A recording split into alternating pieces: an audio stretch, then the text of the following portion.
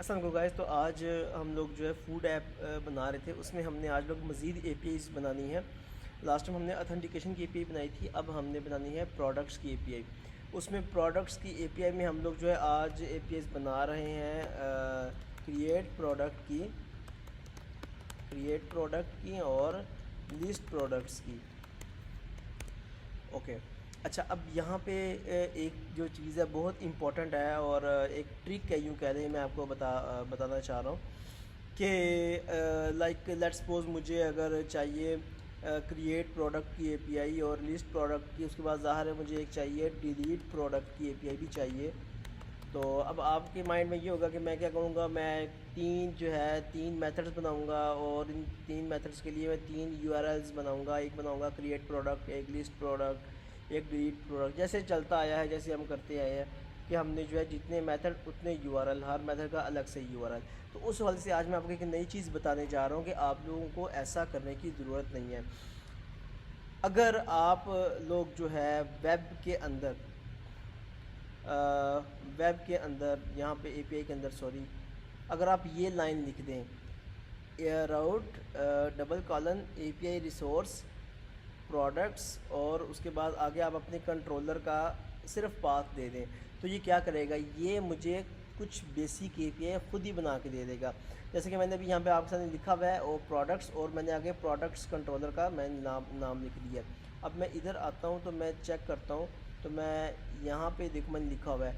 ये ऐसा करने से क्या हुआ, इसने मुझे ये वाली जो APIs हैं ये इसने मुझे खुद ही बना के दे दी हैं।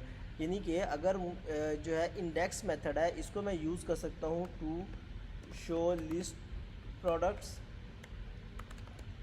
जो स्टोर का मेथड है टू क्रिएट प्रोडक्ट्स, और जो शो का मेथड है to show product detail. Okay, यहाँ सॉरी प्रोडक्ट्स आएगा, ये मैंने दूसरी एप्लीकेशन से कोड कॉपी किया है, तो यहाँ पे मुझे प्रोडक्ट्स लिखना चाहिए।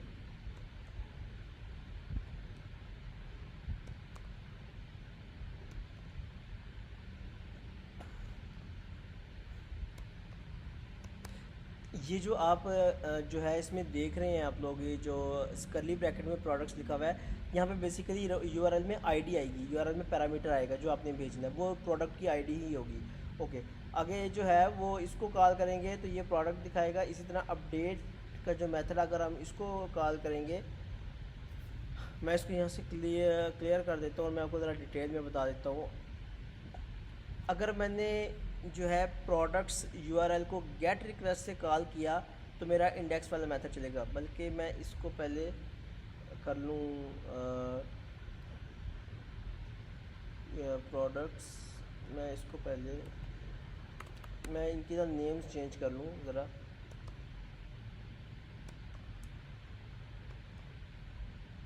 ओके, नेम चेंज हो गया। जो अपडेट है ये होगा टू अपडेट द प्रोडक्ट्स, और जो डिस्ट्रॉय है टू डिलीट द प्रोडक्ट। अब होगा क्या, अगर मैंने प्रोडक्ट्स URL को गेट रिक्वेस्ट से कॉल किया तो मेरे पास इंडेक्स मेथड जो है वो चलेगा। अगर मैंने प्रोडक्ट्स URL को पोस्ट मेथड से कॉल किया तो मेरे पास स्टोर मेथड जो है वो चलेगा। प्रोडक्ट्स डॉट स्टोर का मतलब है प्रोडक्ट्स कंट्रोलर का स्टोर मेथड। उसके बाद अगर मैंने प्रोडक्ट्स URL के साथ कोई पैरामीटर भेज दिया और मैंने इसको गेट रिक्वेस्ट में कॉल किया तो ये क्या करेगा, ये शो का मेथड कॉल करवाएगा। ठीक है, तो इसकी अलाइनमेंट रीसेट कर दो। और अगर मैंने प्रोडक्ट्स URL में साथ पैरामीटर भेजा और मैंने कॉल किया पुट या पैच का पुट या पैच की रिक्वेस्ट कॉल की, तो ये अपडेट मेथड कॉल करेगा। और अगर मैंने डिलीट की रिक्वेस्ट कॉल की URL / पैरामीटर लगा के, तो ये डिस्ट्रॉय का मेथड कॉल करेगा। इस चीज़ को एक्सप्लेन करने के लिए मैं ये मेथड्स पहले बना देता हूँ और फिर मैं आपको एक एक करके API हिट करके दिखाता हूँ।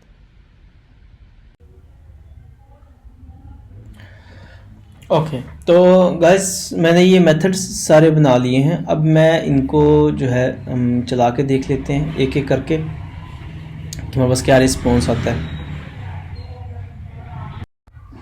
हर मेथड में मैंने जो है उसकी रेलिवेंट जो है वो आउटपुट स्टेटमेंट भी लिख दी है, जो मेथड कॉल होगा हमें पता चल जाएगा। तो इस पैटर्न को फॉलो करेंगे और मैं यहाँ से पोस्टमैन ओपन कर लेता हूँ।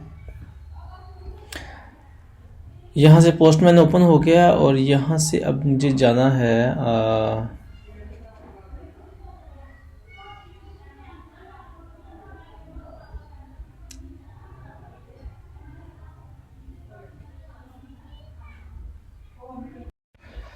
तो गाइस आप देखें, मैंने इस यूआरएल को गेट रिक्वेस्ट में कॉल किया तो मेरे पास जो है आउटपुट आया है कि ये इंडेक्स मेथड था। अच्छा, अब अगर मैं इसको पोस्ट में कॉल करूं तो अब मैं देखता हूं कि मेरे पास क्या आउटपुट आती है इसकी। दिस इज स्टोर मेथड, मेरे पास स्टोर मेथड आ रहा है। ये आपके सामने जो लेआउट थोड़ा सा ख़राब आ रहा है वो इसलिए आ रहा है क्योंकि मेरे पास नेटवर्क का इस पर प्रॉब्लम चल रहा है, तो इसलिए आ रहा है। अच्छा, अब रिक्वेस्ट मैंने कॉल कर ली है प्रोडक्ट्स वाली, तो मेरे पास ये आउटपुट उसका आ गया स्टोर मेथड का। अब जो है अगर मैं गेट मेथड रिक्वेस्ट कॉल करता हूँ पैरामीटर भेज के, तो मेरे पास शो का मेथड कॉल होना चाहिए। तो मैं अब यहाँ पे कुछ पैरामीटर भेज देता हूँ और अब मैं इसको चेक करता हूँ गेट रिक्वेस्ट। अब मैं चेक करता हूँ मेरे पास क्या आता है। तो अब ये देखिए मेरे पास शो मेथड कॉल हो रहा है। अगर मैं इसको जो है करता हूँ पुट रिक्वेस्ट बनाता हूँ, सेम यूआरएल पैटर्न को पुट रिक्वेस्ट बनाऊंगा तो मेरे पास अपडेट का मेथड कॉल होगा। इसको भी चेक कर लेते हैं। पुट मेथड मैंने बनाया, अब मैं देख रहा हूँ तो मेरे पास देखें अपडेट का मेथड कॉल हो गया। अब अगर मैं इसको जो है डिलीट बनाता हूँ, इसी यूआरएल पैटर्न को डिलीट रिक्वेस्ट बना के कॉल करता हूँ, तो फिर मेरे पास क्या मेथड कॉल होगा? मेरे पास this is destroy method call हो जाएगा। यानी कि जो है हमने जस्ट एक लाइन लिखी और उसमें हमें इतनी सारी एपीएस जो हैं वो मिल गई हैं। तो गाइज़ ये एक सिंपल सा मेथड था। आप जो है प्रोफेशनल अप्रोच में इस अप्रोच को लाजमी यूज़ करें, इससे आपका बहुत ज़्यादा कोड बच जाएगा, बहुत ज़्यादा जो है वो आपकी एफर्ट बच जाएगी और एक बड़ी अच्छी अप्रोच है ये प्रोफेशनल इन्वायरमेंट में। जबकि हम प्रोफेशनल एप्लीकेशन बना रहे हैं तो उसके अंदर जो है हम इसको यूज़ करें। तो अभी जो है अभी मैंने जस्ट ये मेथड्स बनाए हैं, तो अब हम इनको यूज़ में बता देता हूँ कि कैसे यूज़ करेंगे। ये इंडेक्स मेथड है, ये तो सिंपल हो जाएगा ना कि हम इसमें क्या करेंगे, हम just will show list of products. आपको पता है कि प्रोडक्ट की लिस्ट किस तरह से शो करवा सकते हैं। प्रोडक्ट के टेबल में हमने जस्ट क्यूरी कॉल करनी है और जो है वो उसकी लिस्ट शो हो जाएगी। अच्छा, उसके बाद हम आगे चलते हैं इसकी तरफ, इस मेथड की तरफ। तो हम इसमें क्या करेंगे, हम इसमें जो है प्रोडक्ट को क्रिएट करेंगे। प्रोडक्ट जो है वो क्रिएट करेंगे, नई प्रोडक्ट जिसका डाटाबेस में ऐड करेंगे। स्टोर मेथड इसके लिए यूज़ होगा। ये जो मेथड है ये किस लिए यूज़ होगा, हम इसमें जो है शो डिटेल ऑफ प्रोडक्ट, जैसे कस्टमर एप्लीकेशन में प्रोडक्ट्स की स्क्रीन पे है तो वहाँ से वो किसी एक प्रोडक्ट पे क्लिक करेगा तो वो उसको ले जाएगा अगली स्क्रीन पर। वहाँ उस प्रोडक्ट की सारी डिटेल आ रही होगी कि इसकी डिस्क्रिप्शन क्या है, इसका टाइटल क्या है, इस पर कोई डिस्काउंट है या नहीं, इसकी प्राइस क्या है, इसको रेटिंग क्या मिली है, कितने लोगों ने इसको पसंद किया है, जो भी इसकी डिटेल्स होगी वो आ जाएंगी। तो हम लोग जो है यहाँ पे करेंगे डिटेल्स ऑफ प्रोडक्ट। हम जस्ट इसमें आईडी पास करेंगे। यहाँ पे मैं आईडी लिख देता हूँ। अच्छा, उसके बाद यहाँ पे प्रोडक्ट की जो अपडेट की रिक्वेस्ट है, अपडेट की रिक्वेस्ट अगर आप चेक करें तो ये पुट की रिक्वेस्ट जो है वो अपडेट की होती है। इसमें अपडेट की रिक्वेस्ट में एक पैरामीटर जो है वो आता है यूआरएल में और दूसरा जो पैरामीटर है दूसरा जो है वो पेलोड। जैसे कि पोस्ट रिक्वेस्ट में पेलोड का डाटा आता है, इस तरह इसमें भी पेलोड का डाटा आता है पोस्ट में बॉडी में। यानी कि यहाँ पे अगर मैं इसको कॉल करूँगा पुट रिक्वेस्ट तो पुट रिक्वेस्ट में यहाँ पे पैरामीटर आएगा और यहाँ नीचे ये बॉडी है, इस बॉडी में जो है वो आएंगे इसके, इस तरह से बॉडी में जो है वो आएगा इसका पेलोड। तो ये मैं रिक्वेस्ट कॉल होगी प्रोडक्ट को अपडेट करने के लिए। यूआरएल में हम उस प्रोडक्ट की आईडी भेजेंगे जिसको हमने अपडेट करना है और यहाँ बॉडी में हम उसका वो डाटा भेजेंगे जिसको हमने अपडेट करना है। लाइक मैं भेजता हूँ प्रोडक्ट में मैंने भेज दी 7, इनकी जो 7 आईडी वाली प्रोडक्ट है उसका जो टाइटल है उसको अपडेट कर दो। यहाँ पे मैं टाइटल में उसकी वैल्यू भेजूंगा दिस इज़ न्यू टाइटल, जो भी मेरा टाइटल होगा। इसी तरह अगर मुझे डिस्क्रिप्शन अपडेट करनी है तो मैं यहाँ पे नीचे एक और पैरामीटर बना के उसमें डिस्क्रिप्शन की डिटेल्स भेज दूंगा। अगर मुझे प्राइस अपडेट करनी है, कुछ भी अपडेट करना है, वो मैं सारा जो है इस बॉडी फॉर्म में भेज दूंगा और साथ में ये आईडी भेजूंगा। अच्छा, अब होगा क्या, अब यहाँ पे जो है अपडेट में आके हम यहाँ से तो प्रोडक्ट की आईडी उठा लेंगे, यहाँ से हम लोग प्रोडक्ट की आईडी उठा देंगे, और जो इसकी बॉडी है वो हम रिक्वेस्ट के पैरामीटर से उठाएंगे, जो कि हम इसमें पास करते हैं पैरामीटर में। तो वो जो है हम लोग रिक्वेस्ट के पैरामीटर से उसका जो है बॉडी का डाटा उठा लेंगे, और प्रोडक्ट की आईडी इसमें आ रही होगी हम वो उठा लेंगे, और इस तरह से जो है हम लोग इसको प्रोडक्ट को अपडेट कर देंगे। आईडी यूज़ करके पहले हम प्रोडक्ट को डेटाबेस से गेट करेंगे और उसमें उसकी डिटेल अपडेट करके दोबारा सेव करवा देंगे। इसमें डिस्ट्रॉय मेथड है तो सिंपल है, इसमें जस्ट हम आईडी पास करेंगे और आईडी के थ्रू जो है हम लोग उस प्रोडक्ट को, स्पेसिफिक प्रोडक्ट को डिलीट करवा के हम रिस्पॉन्स दे देंगे। तो अपडेट मेथड को थोड़ा सा ट्राई कर लेते हैं अगर ये हमारे पास वर्क करता है।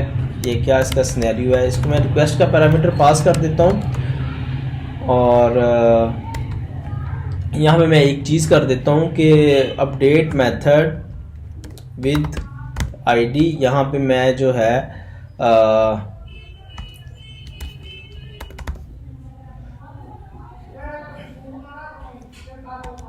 प्रोडक्ट की आईडी पास कर देता हूँ, और साथ में जो है मैं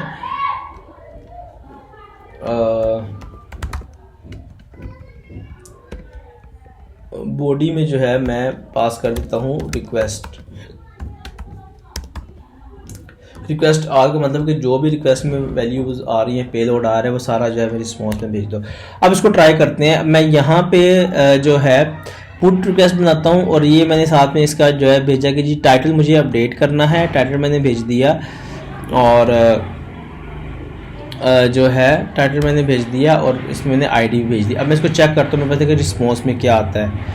ओके, तो मेरे पास ये एरर आ रहा है, यहाँ पे एरर को चेक कर लेते हैं। इंटरनल सर्वर एरर में वो कह रहा है array to string conversion. Okay, वो कह रहा है कि हमने यहाँ पे एरे पास कर दिया और हमें यहाँ पे स्ट्रिंग पास करनी चाहिए। तो मैं इसको जस्ट जो है स्ट्रिंग बना देता हूँ। स्ट्रिंग में कैसे बना सकता हूँ, इसको मैं जस्ट जेसन इनकोड कर देता हूँ, तो ये मेरे पास स्ट्रिंग बन जाएगी। तो अब अगेन चेक करते हैं इसको। तो गाइस ये देखिए मेरे पास जो है वो उसकी आईडी भी आ गई है जो मैंने यूआरएल में भेजी थी, और मेरे पास उसका जो है बॉडी डाटा भी आ चुका है जो मैंने बॉडी में एज ए पेलोड भेजा था। तो जो अपडेट रिक्वेस्ट है वो इस तरह से वर्क करेगी। वो डिफ़ॉल्ट पाथ जो है वो सेव करवा देगा। इमेजेस के फोल्डर में प्रोडक्ट अवतार .png जो है वो ये लिखेगा। इमेजेस का फोल्डर। ओके, ये जो यहाँ पे पब्लिक के अंदर जो ये इमेजेस का फोल्डर बना हुआ है, इसके अंदर हम एक इमेज प्रोडक्ट अवतार का जो इमेज है वो सेव करवा देंगे। अब ये जो है मैंने इमेज इधर ये कॉलम मैंने बना तो दिया है, लेकिन ये जो कॉलम है ये डाटाबेस टेबल में नहीं बना क्योंकि मैंने माइग्रेशन अपडेट किया है। उसके लिए मुझे एक माइग्रेशन की नई फाइल बनानी पड़ेगी। तो मैं जस्ट अपना वक्त बचाने के लिए क्या करता हूँ, मैं यहाँ जाके और यहाँ से स्ट्रक्चर से इसका जो एक नया कॉलम जो है वो ऑटो खुद ही ऐड कर लेता हूँ मैनुअली। यहाँ पे मैं लिखता हूँ इमेज, और यहाँ पे मैं लिखता हूँ वारचार, यहाँ पे लिखता हूँ 250, और यहाँ पे जस्ट एक चीज़ और देनी है, वो है एज डिफाइंड में प्रोडक्ट इमेज का पाथ। तो ये इमेज का जो कॉलम है ये भी उसमें ऐड हो गया जो मैंने इधर बनाया था। ठीक है, अच्छा अब मैं वापस जाता हूँ और यहाँ पे मुझे जो है सबसे पहले रिक्वेस्ट को डाटा को वैलिडेट करना होगा। लाइक अगर आ रहा है टाइटल आ रहा है तो वो किस टाइप का होना चाहिए, वो स्ट्रिंग टाइप का होना चाहिए, रिक्वायर्ड होना चाहिए कि लाजमी होना चाहिए, और साथ में जो है यूनिक होना चाहिए, बिल्कुल यूनिक। और कहाँ पे यूनिक होना चाहिए, प्रोडक्ट्स के टेबल में चेक करें कि सेम टाइटल की दो प्रोडक्ट्स जो हैं वो ऐड ना हो सके। अच्छा, उसके बाद नेक्स्ट अगर मैं आता हूँ प्राइस में, तो इंटीजर होनी चाहिए, और यहाँ पे जो है मुझे इसकी मिनिमम वैल्यू भी चाहिए। इंटीजर के बाद मिनिमम वैल्यू जो है वो होनी चाहिए 0। ठीक है, इंटीजर होनी चाहिए, मिनिमम वैल्यू 0 होनी चाहिए। उसके बाद मुझे जो है प्रोडक्ट की डिस्क्रिप्शन भी चाहिए। डिस्क्रिप्शन क्या होनी चाहिए, रिक्वायर्ड हो, और साथ में जो है वो स्ट्रिंग हो। ओके, तो ये जो है मेरे पास प्रोडक्ट डिस्क्रिप्शन भी आ गई, ये मैंने चीज़ें वैलिडेट कर ली कि जब रिक्वेस्ट आएगी तो पहले ये चीज़ें वैलिडेट होगी। उसके बाद मैं इस लाइन को भी अनकमेंट कर देता हूँ। ये क्या करेगी, अगर ये वैलिडेशन फेल हो गई है तो उसकी जो मैसेज है वो रिटर्न कर देगी कि ये चीज़ आपकी वैलिड नहीं है, इसको ठीक करें। अच्छा, अगर जो है वो फेल नहीं हुई तो वो क्या करेगा। अच्छा, अब यहाँ पे मुझे जो है प्रोडक्ट में अगर हम देखें तो टाइटल, प्राइस और डिस्क्रिप्शन है, ठीक है। तो मुझे जो है अगर वैलिडेशन ठीक है, सब ठीक है, तो वो जस्ट क्या करेगा, वो जस्ट ये करेगा कि प्रोडक्ट जो है वो उसको क्रिएट करवा देगा और साथ में रिक्वेस्ट डॉट ऑल करवा देगा। ओके, अच्छा, उसके बाद मैं यहाँ पे एक चीज़ और लगा देता हूँ कि अगर जो है वो रिक्वेस्ट इनपुट के अंदर इमेज सेट है, इमेज है उसके अंदर, तो यहाँ पे लिख देता हूँ इज नल नहीं है।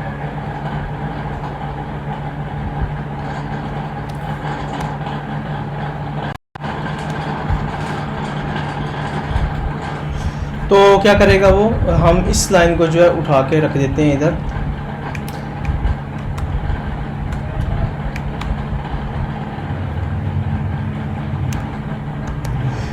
तो ये क्या करेगा, ये प्रोडक्ट की इमेज लेगा base64 फॉर्म में, इमेज लेगा base64 फॉर्म में, और इसकी जो एक्सटेंशन है वो मैं लगा देता हूँ कि JPG कर दो या कर दो, ठीक है। और ये प्रोडक्ट है कि इमेजेस के अंदर किस फोल्डर के अंदर ये इमेज सेव करवानी है। एक्चुअली ये मैंने मेथड खुद बनाया हुआ है, कस्टम मेथड, इसको चेक कर लेते हैं। यहाँ कॉन्स्टेंट्स के अंदर मैंने इसको बनाया हुआ है। यहाँ से ये इमेज लेता है, डायरेक्टरी का फोल्डर का नेम लेता है, इमेज base64 में लेता है, इसे एक्सटेंशन लेता है, उसकी रैंडम स्ट्रिंग जनरेट करवाता है, वो उसका नाम रख लेता है। उसके बाद उसके नाम के साथ उसकी एक्सटेंशन को कंकैटिनेट कर देता है, लाइक image.png या image.jpg कंप्लीट नेम बनाता है। उस नाम को वो पाथ के साथ जोड़ देता है कि जी प्रोडक्ट/इमेज का नेम, यानी कि कंप्लीट पाथ बना देता है कि इस पाथ पे इमेज सेव करवा दो। उसके बाद वो जो है वो स्टोरेज डिस्क में के थ्रू जो है उसकी इमेज को उस पाथ पे base64 डिकोड करके सेव करवा देता है, और साथ में डेस्टिनेशन जो है वो रिटर्न करवा देता है। डेस्टिनेशन बता देगा जो उसका पाथ होता है, जिस पाथ में सेव करवाइए वो पाथ हमें वापस भेज देता है, और यहाँ से जो है हम लोग वो पाथ उठा सकते हैं। ओके, यहाँ से हम इमेज का जो पाथ है वो इस वेरिएबल में सेव करवा के तो हम उसको यहाँ से उठा लेंगे, ठीक है। तो ये मेरा क्रिएट स्टोर प्रोडक्ट का जो मेथड है वो कंप्लीट हो गया। यहाँ पे मुझे एक चीज़ और करनी है, वो ये है कि यहाँ से मैं कॉपी कर लेता हूँ इसको, मुझे यहाँ से रिस्पॉन्स जो है वो भेजना है वापस।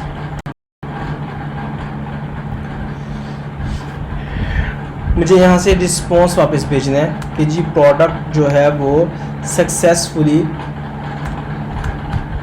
ऐड हो गई है। यहाँ मैसेज आएगा मुझे,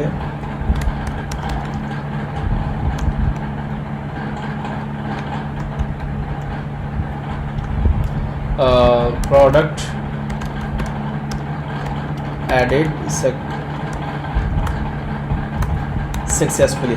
अच्छा, यहाँ पे एक चीज़ हमने और मिस कर दिया है कि जो प्रोडक्ट होंगी उसका तो हमें फॉरन की रिलेशनशिप लगाना चाहिए, क्योंकि प्रोडक्ट एक ही बंदा तो नहीं ऐड करेगा, different restaurant different products add करेंगे। लेकिन अभी तक हमारे पास जो है एक ही रेस्टोरेंट की एप्लीकेशन हम बना रहे हैं, तो अभी हम उस चीज़ को नहीं छेड़ रहे। तो बाद में जब हम मल्टीपल पे शिफ्ट करेंगे तो फिर हम फॉरन कीज़ भी यूज़ करेंगे। अच्छा, उसके बाद यहाँ पे मैंने मैसेज शो करवा दिया, ये हमारा काम कंप्लीट हो गया। अब मुझे करना ये है कि यहाँ से ऑथेंटिकेशन में नहीं बल्कि मुझे इधर जाना है, और एक चीज़ आपको और बतानी है कि यहाँ API के अंदर मैंने जो है इसको इस तरह से, पहले मैंने इस तरह से लिखा था, ठीक है। अब मैंने ये चीज़ें जो है साथ वो कर दी हैं,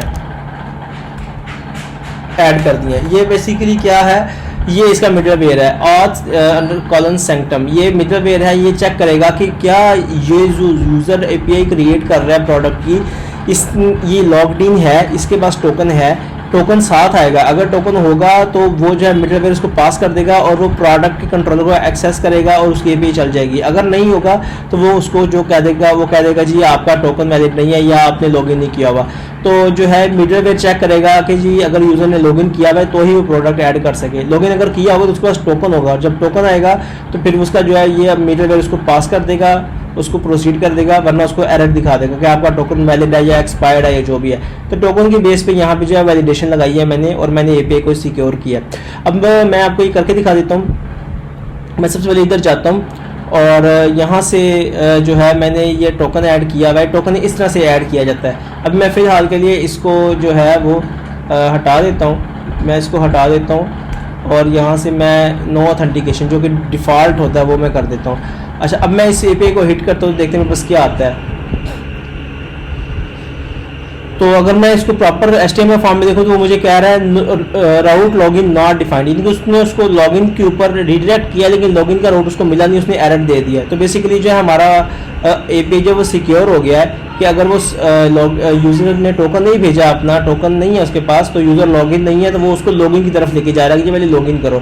तो हम जब टोकन भेजेंगे तो फिर ये हमें पास कर देगा। तो अब टोकन भेजना कैसे है और जब बनाना कैसे है, आप साइन इन करेंगे या साइन अप करेंगे, जैसे कि मैं अभी करने लगा हूँ आपके सामने। ओके, वो कह रहा है कि यूज़र नॉट फाउंड, तो आप साइन अप कर लें क्योंकि मैंने डाटाबेस चेंज की है सारी। आप साइन अप कर लें, साइन अप में आपको टोकन मिलेगा, ये आपको टोकन मिल गया। अब ये टोकन आपने इधर से कॉपी कर लिया, मोबाइल ऐप में ये टोकन रिस्पॉन्स में आएगा, आपने उसको हम वेरिएबल में सेव करेंगे, वो मैं बताऊंगा जब मैं मोबाइल ऐप से ये काम करूँगा। अभी जस्ट हम एपीआई को टेस्ट कर रहे हैं पोस्टमैन के थ्रू। और उसके बाद प्रोडक्ट्स इस एपीआई में आके आपने यहाँ ऑथराइजेशन में यहाँ से सिलेक्ट करना है बियरर टोकन और उसके बाद यहाँ पे लिखना है बियरर स्पेलिंग का ख्याल रखना है और उसके बाद स्पेस डाल के, एक स्पेस डाल के आपने वो टोकन इधर पेस्ट कर देना है। अब आप जो है टोकन भेजेंगे एपीआई के साथ। तो अब हम देखते हैं हमारी एपीआई में क्या कहती है। तो अभी चेक करके देखते हैं, मैं इसको चलाता हूँ। तो ये देखें, उसने जो है मुझे अब टोकन का जो है वो एरर नहीं दिया, बल्कि उसने मुझे बता दिया कि आप जो है प्रोडक्ट का डाटा नहीं भेज रहे, टाइटल नहीं भेज रहे, टाइटल फील्ड रिक्वायर्ड है, प्राइस नहीं भेज रहे, प्राइस फील्ड रिक्वायर्ड है, डिस्क्रिप्शन नहीं भेज रहे, डिस्क्रिप्शन फील्ड भी रिक्वायर्ड है। तो अब मैं जो है ये चीज़ें भेजता हूँ और मैं फिर देखता हूँ कि मुझे जो है वो क्या रिस्पॉन्स आता है। सबसे पहले मैं भेजूँगा टाइटल, उसके बाद मैं देखता हूँ प्रोडक्ट 1, उसके बाद मैं यहाँ पे नंबर 2 पे भेजता हूँ प्राइस, उसके बाद मैं यहाँ पे लिखता हूँ इसकी प्राइस ये है और यहाँ पे मैं नीचे लिखता हूँ अब डिस्क्रिप्शन और यहाँ पे मैं लिखता हूँ 100, दिस इज़ प्रोडक्ट डिस्क्रिप्शन। उसके बाद मैं इसको जो है वो ऐड कर देता हूँ और अब मैं चेक करता हूँ क्या कहते हैं मुझे। तो प्रोडक्ट एडेड सक्सेसफुली, प्रोडक्ट जो है वो ऐड हो गई है हमारी। अब मैं अगर जाकर डाटाबेस में देखूँ टेबल के अंदर तो प्रोडक्ट जो है वो ऐड हो चुकी होगी। तो ये देखिए प्रोडक्ट जो है मेरी ऐड हो चुकी है। तो इट मीन्स कि हमारी जो एपीआई है वो क्रिएट प्रोडक्ट की बन चुकी है, वर्क भी कर रही है और उस पर वैलिडेशन भी लगा दी और हमने उसको सिक्योर भी कर दिया। तो गाइस इंशाल्लाह आगे जो नेक्स्ट एपीआई है प्रोडक्ट लिस्टिंग की वो मैं नेक्स्ट ट्यूटोरियल में बनाऊंगा। अभी वीडियो बहुत लंबी हो गई है, तो इंशाल्लाह मिलते हैं अगली वीडियो में। अल्लाह हाफिज़।